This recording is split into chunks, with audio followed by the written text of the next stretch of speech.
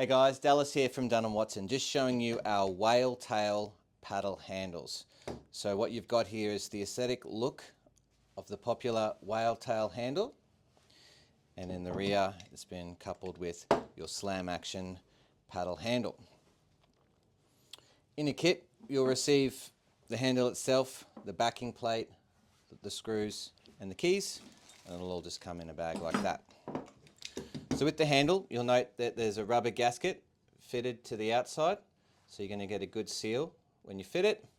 Obviously, a handle like this is going to give great security because you've got your rear plate that you fit it to, and obviously aesthetically you're not going to have bolts at the front as well. The handle itself is a slam action, so this tongue retracts, and it does so when you turn the handle like so, it pulls down on the tongue. When you key lock it, however,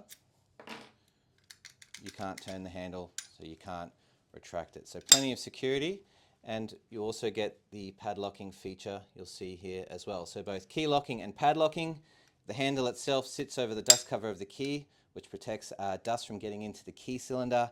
So all round great paddle handle, and available in both a chrome and a black finish. If you have any other questions though, please give us a call or flick us an email.